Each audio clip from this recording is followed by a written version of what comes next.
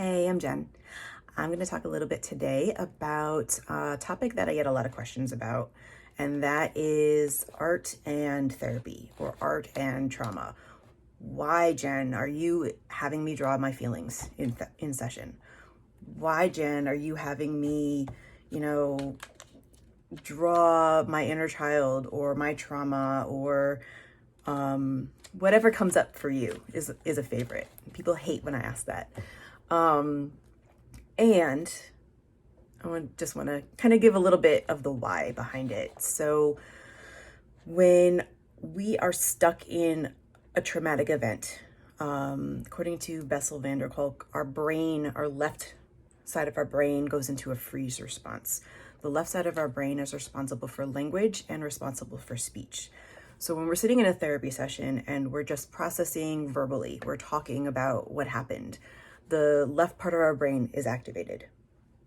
The actual traumatic memory, the images of the trauma, the emotions behind the trauma or the traumatic experience are stored in the right part of our brain.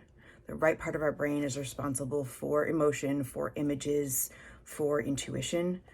And so that part of our brain is deeply affected when we are undergoing a trauma, when we experience a traumatic event. What art does is it allows us to directly access the right part of our brain.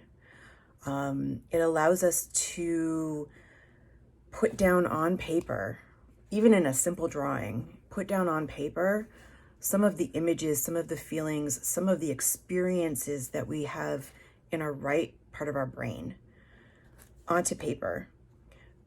It also allows us to then talk about what's on the paper. So the expression of what's in this part of our brain, access to our right hemisphere, our right side of our brain, expression of what's in there that might not have words to go along with it. Sometimes when we think about a traumatic experience, it's not words that come out. It's a visceral body response. There are emotions that come up. Sometimes we have images that might flash. So it allows us to put that down on paper. And then there's an opportunity for some reintegration between the hemispheres. So when we talk about what you just drew, or painted, or whatever, the image that you put on the paper, when we talk about it, when we verbally process it, at that point, we're starting to get some more integration between the right hemisphere and the left hemisphere. Left hemisphere, verbal, left hemisphere is speech, language, right hemisphere, images, emotions.